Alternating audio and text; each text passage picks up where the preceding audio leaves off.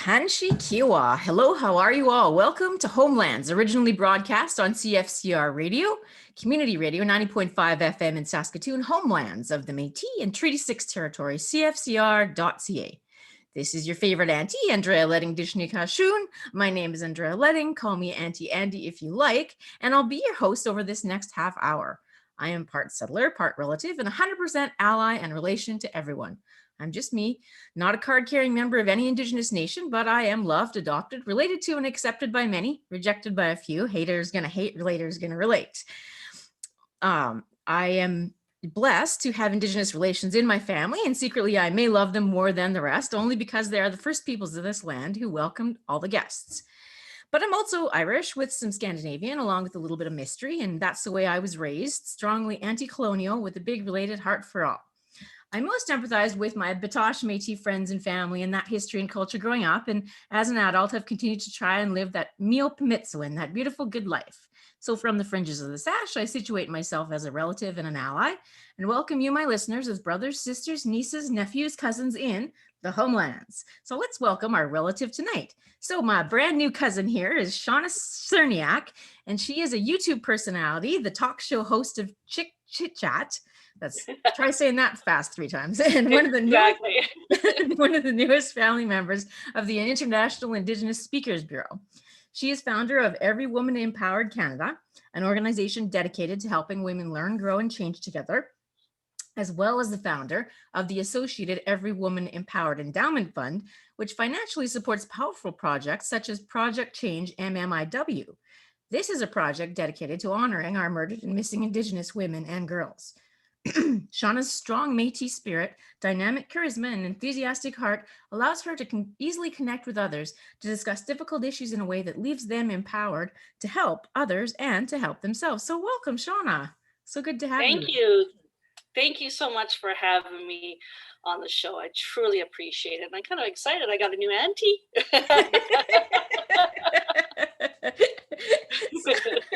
Welcome, my niece. So tell us a bit more about yourself. Tell me about where you come from and your journey this far. Well, I'm originally from St. Paul, Alberta, and reside now in Edmonton. And I've been a very passionate person in regards to expanding my Métis culture.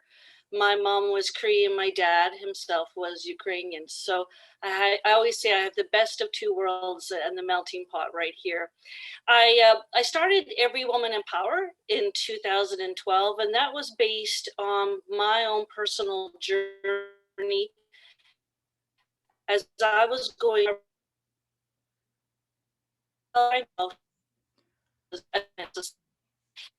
as someone that was just going through personal struggles and just trying to find my own identification. And I realized that out there wasn't really anything that was all encompassing for women of different religions, cultures, to talk about, and be together in a safe place to talk about different things that are happening in life. And everything from, being a single mom to stress to poor work conditions, racism, you name it. So I created Every Woman Empowered back in 2012 for a place for women to go and grow. So our foundation is everything is learning, changing, and growing. And it's been a great success since, with seminars and conferences, workshops. So we've done very, very well in the last 9 years. From that, we also created the Every Woman Empowered Endowment Fund, which is a charity that we started in 2017.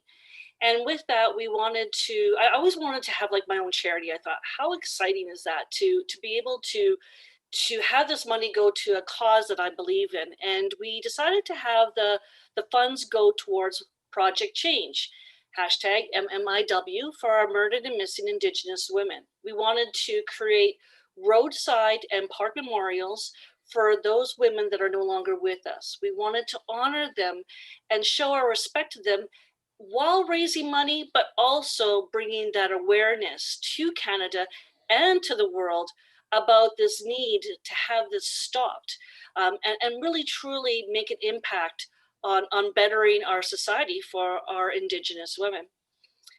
And then during COVID, well, 2020 was just a year of a lot of change.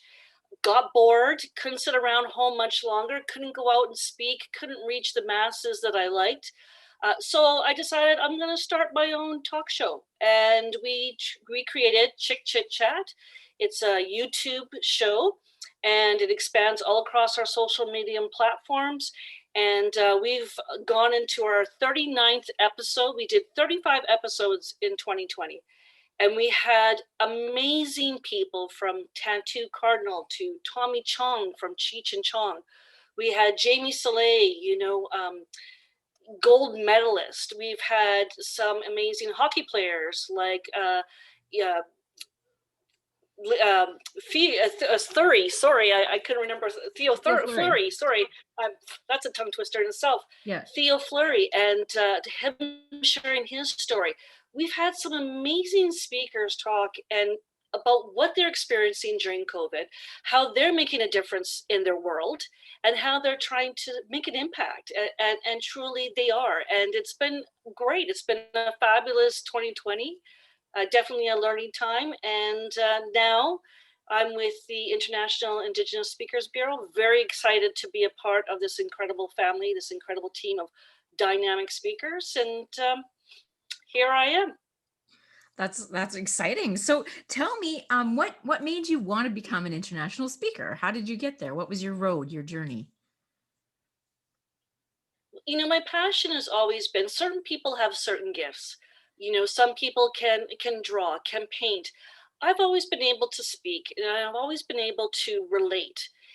Especially as I was going through my own personal changes and my own growth, I was better to experience this because I was able to understand people and what they were going through. I started speaking through my work, as doing road shows and conferences and such. And then it just expanded about 12 years ago with people saying, you know what, you really need to get out there and share more with your stories, and you can really relate and and have that contact with people. So I did. And I have to say it's the most rewarding is talking to our youth, and especially the Indigenous youth, just reaching out to them, because I always feel that if someone could have reached me at a younger age, maybe just planted a little seed in me, maybe I wouldn't have had to go through all the transitions I had to endure in my adult life. And for me, being able to reach our youth and make that impact, that is so rewarding. And that's the joy that I get, is when people come up to me and say, thank you. Thank you for sharing your stories. Thank you for being able to be relatable, for understanding what I'm going through and giving us some great tools that we can work with that can help better, impact our own lives and help us learn. So that's the joy of being a speaker. It's to get out there, and if you make one person's day, one person's change in their life, give them that little nugget, then you couldn't ask for anything more. Absolutely. So more about your speaking, like what are some of the topics you speak about and why? One of my favorite topics is called Which Wolf Do You Feed? And it's based on the Cherokee story about the tale of two wolves, the good wolf and the bad wolf. And the grandfather is sharing the story with his grandson about, which wolf do you feed? And the grandfather talks about the good wolf and all what the good wolf holds and all its beautiful traits and talents and strengths, and then talks about the bad wolf and the anger, the resentment, the unforgiveness, the holds that are on the bad wolf. And that talk I share with the youth, with adults. I've done it with corporations about really researching your good wolf, really looking at you and what is good about yourself, and then also looking at that bad wolf. Are we feeding it to ourselves? We can blame society, we can blame social media, we can blame the neighbor down the street, but it's really about looking within and changing within and growing within. and really identifying and start feeding the good wolf. And when we feed the good wolf, we start to really see the impact, that ripple effect. You know, when you throw that rock in the pond and you start to see that ripple effect, well, it's the same thing. When you start to feed yourself with good, it's amazing the changes that start to expand around you. And all of a sudden, you're seeing things in a different light, that it's really about you that needs to change. And once you do, it's an incredible experience and journey. So that is one of my favorites. I also do a course on the murder and missing Indigenous women. Of course, that is, you know, something that is huge for me. I think it's something that should be shared, not just within Canada, but across the world. I think it really should be something that the whole world should be aware of. As well as I talk about unforgiveness, the power of unforgiveness, as well as the using words. So one of them is affirmations, and it's about using the proper words when we are talking about ourselves and when we are speaking out into the world. That if we are wanting to better ourselves, we also need to speak well of ourselves. And if we can't speak well of ourselves, how can anybody else speak well about us? Because, you know, we are actually setting the foreground of what people are thinking about us, because we're actually saying, you know, if I'm saying I'm fat, I'm fat, I'm fat, well, guess what? Everybody's going to think I'm fat, you know. But if I say I am beautiful, then you know what? People will see the beauty in me. So it's about, you know, really choosing those words. Corporations, I talk about how management really needs to take that step down and get right to the forefront